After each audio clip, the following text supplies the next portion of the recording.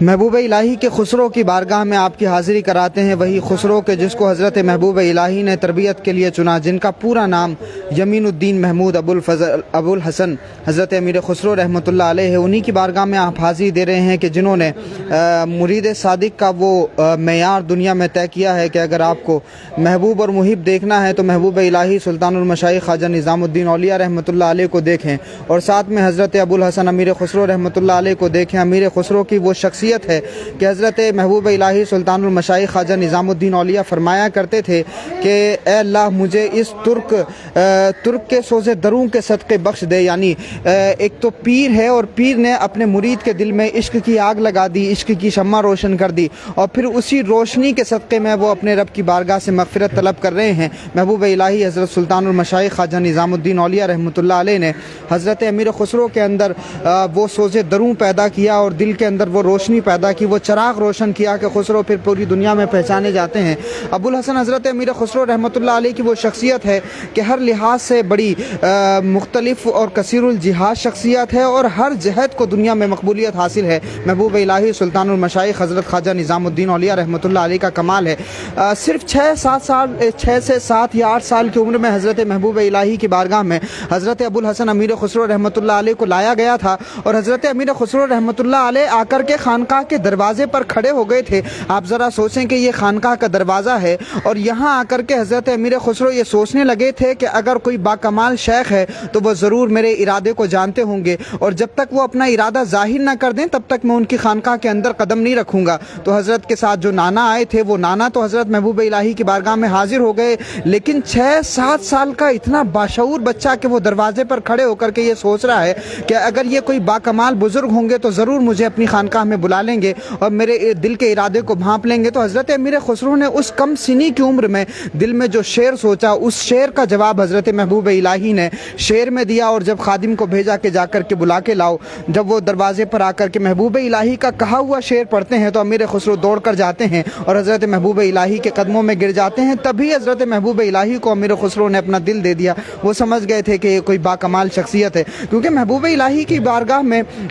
یہ جو غیاث پور جہاں پہ محبوب الہی کی خانقاہ ہے، جہاں پہ حضرت سلطان المشائخ کی درگاہ ہے، یہاں پر اور بھی بہت سارے صوفیاء کرام آرام فرما رہے تھے محبوب الہی کی بارگاہ میں، اور بھی بہت سارے صوفیاء آس پاس میں ارد گرد میں آرام فرما رہے تھے، چاہے وہ حضرت رکن الدین فردوسی ہوں یا پھر حضرت شیخ عماد الدین فردوسی ہوں، یا اسی زمانے کے یا حضرت سلطان المشائخ کے زمانے کے پہلے کے تھوڑے سے پہلے کے بزرگ ہیں، لیکن حضرت امیر خسرو رحمۃ اللہ علیہ وہ یہاں آ کر کے اس بات کو جان چکے تھے کہ یہ کوئی باکمال شخصیت ہیں اور واقعی ان کی صحبت میں رہا جائے۔ حضرت امیر خسرو رحمۃ اللہ علیہ یہاں پر پھر تشریف لا چکے۔ حضرت امیر خسرو رحمۃ اللہ علیہ محبوب الہی کی صحبت میں رہتے ہیں اور محبوب الہی پھر ان کی تربیت فرماتے ہیں۔ 6-7 سال کی عمر اور حضرت محبوب الہی نے امیر خسرو کو اس طرح سے تربیت فرمایا کہ شاعری میں بھی کمال پیدا ہوا، کلاموں میں بھی مٹھاس پیدا ہوئی، اور پھر آپ دیکھیے کہ خود سلطان المشائخ خواجہ نظام الدین اولیاء نہیں جاتے تھے بادشاہوں کے دربار میں، لیکن امیر خسرو کو اس بات کی اجازت دی کہ وہ بادشاہوں کے درباروں میں جا کر کے حق کا پیغام سنائیں، شریعت کا پیغام سنائیں، اور امیر خسرو اپنی شاعری کے اندر وہ تمام پیغامات دیا کرتے تھے، وہ کلام جا کر کے سنایا کرتے تھے۔ اور حضرت امیر خسرو رحمۃ اللہ علیہ کی شاعری کا وہ کمال بھی ہے کہ جا کر کے انہوں نے بادشاہوں کے دربار میں جب اس شاعری کو پیش کیا تو وہاں بھی بڑے مقبول ہوئے، اور کئی بادشاہوں کے یہاں سے حضرت امیر خسرو کو خطابات بھی ملے، لیکن خسرو کے لیے سب سے بڑا جو تمغہ تھا وہ محبوب الہی کی بارگاہ تھی، وہ محبوب الہی کی غلامی تھی۔ سلطان المشائخ خواجہ نظام الدین اولیاء نے اس ترکی نسل خسرو کو اس طرح سے تیار فرمایا کہ حضرت امیر خسرو پوری دنیا میں پہچانے گئے۔ خاص طور سے تصوف کے حوالے سے خسرو کا کوئی ثانی نہیں ہے، شعر و ادب کے حوالے سے خسرو کا کوئی ثانی نہیں ہے، اور ادب کے حوالے سے اور اردو زبان کے حوالے سے، اردو شاعری کے حوالے سے، فارسی ادب اور فارسی شاعری کے حوالے سے خسرو کا کوئی ثانی اگر نہیں ہے تو اس کی بڑی وجہ یہ ہے کہ حضرت محبوب الہی سلطان المشائخ خواجہ نظام الدین اولیاء رحمۃ اللہ علیہ نے خود حضرت امیر خسرو کو تیار کیا تھا۔ اور یہ ایک بڑی مشہور بات ہے کہ جب دنیا ہاتھ سے نکل جائے تو بندہ غریب ہو جاتا ہے، اور جب دنیا دل سے نکل جائے تو بندہ فقیر ہو جاتا ہے۔ تو امیر خسرو کے ہاتھ میں بڑی دنیا آئی اور بادشاہ جو ہے بڑا احترام کرتے تھے، اور تمام بادشاہ اپنے اپنے درباروں میں حضرت امیر خسرو کو بلایا کرتے تھے اور شاعری کرایا کرتے تھے، اور حضرت امیر خسرو کو بڑے بڑے انعامات بھی ملتے تھے، لیکن وہ تمام کے تمام انعامات، وہ تمام کے تمام تمغے، وہ تمام کی تمام دولت حضرت امیر خسرو اپنے مرشد मुर्शिद की बारगाह में पेश कर दिया करते थे, और मुर्शिद की बारगाह में पेश करने के बाद उस दौलत से लंगर चलता था, गरीबों का भला होता था। हज़रत सुल्तानुल मशाइख ख्वाजा निज़ामुद्दीन औलिया उस दौलत को बंदगान खुदा में तकसीम फरमा दिया करते थे। और यही अमीर खुसरो रहमतुल्लाह अलैह का कमाल था कि वो तमाम तर दौलतें अपने पीर की बारगाह में कुर्बान कर दिया करते थे। हज़रत अमीर खुसरो रहमतुल्लाह अलैह को हर तरह से कमाल बख्शा गया था। आप देखिए कि हज़रत अमीर खुसरो का महबूब इलाही से जो प्यार है वो आप महफिल इमाम में जब बहुत सारे कलाम सुनते हैं तो आपको अंदाज़ा होगा कि किस तरह से सुल्तानुल मशाइख ने अपने रंग में रंग दिया था हज़रत अमीर खुसरो रहमतुल्लाह अलैह को। और खुसरो कहते भी हैं कि